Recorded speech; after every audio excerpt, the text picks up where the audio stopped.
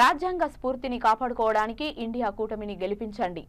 ఇవి ప్రజాస్వామ్యాన్ని రక్షించుకోవడానికి జరుగుతున్న ఎన్నికలు. ఇవి రాజ్యాంగాన్ని కాపాడుకోవడానికి జరుగుతున్న ఎన్నికలు. అంబేద్కర్ గొప్ప రాజ్యాంగాన్ని రాశారు.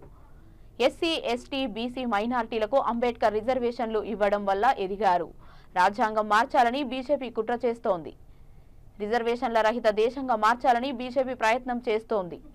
ప్రపంచ దేశాలతో పోటీ పడాల్సిన భారత్ బీజేపీ కుట్రలకు బలి అవుతోంది అని తెలంగాణ ప్రజలకు రాష్ట్ర ముఖ్యమంత్రి రేవంత్ రెడ్డి వీడియో సందేశం ఇచ్చారు. దేశంలో దళితులు, గిరిజనులు, ఆదివాసీలు, బలహీన వర్గాలు, మైనార్టీలను దృష్టిలో పెట్టుకొని ఆనాడు డాక్టర్ బాబాసాహెబ్ అంబేద్కర్ గారు ఒక గొప్ప రాజ్యాంగాన్ని మనకు అందించడం జరిగింది. ఈ రాజ్యాంగం ద్వారా సంక్రమించిన ఎస్సీ, ఎస్టీ, బీసీ మైనారిటీ రిజర్వేషన్లు విద్యా, ఉద్యోగ, ఉపాధి అవకాశాలలో వాళ్ళ అభ్యున్నతి కోసం కృషి చేస్తూ ఈనాడు వీళ్ళందరూ కూడా డాక్టర్లు, లాయర్లు, ఇంజనీర్లుగా, ఐఏఎస్, ఐపీఎస్లుగా రాణించి ఈ దేశం యొక్క ప్రగతిలో వాళ్ళు భాగస్వాములుగా ఉన్నారు. ఈరోజు భారతీయ జనతా పార్టీ దేశంలో 400 సీట్లు సాధించడం ద్వారా రాజ్యాంగాన్ని మార్చాలనే కుట్ర చేస్తున్నది.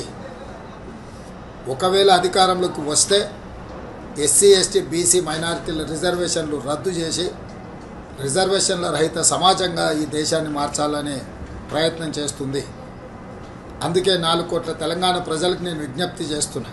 తెలంగాణ సమాజం అందరూ కలిసికట్టుగా కాంగ్రెస్ పార్టీకి శ్రీమతి సోనియా గాంధీ, శ్రీ మల్లికార్జున్ ఖర్గే గారు, శ్రీ రాహుల్ గాంధీ గారి నేతృత్వంలో ఎన్నికల బరిలో దిగిన ఇండియా కూటమిని గెలిపించడం ద్వారా ఎస్సీ, ఎస్టీ, బీసీ మైనారిటీ రిజర్వేషన్లను కాపాడుకోవడం, మన రాజ్యాంగ స్ఫూర్తిని డాక్టర్ బాబాసాహెబ్ అంబేద్కర్ గారు ఇచ్చిన ఆలోచన విధానాన్ని ముందుకు తీసుకెళ్ళాలి.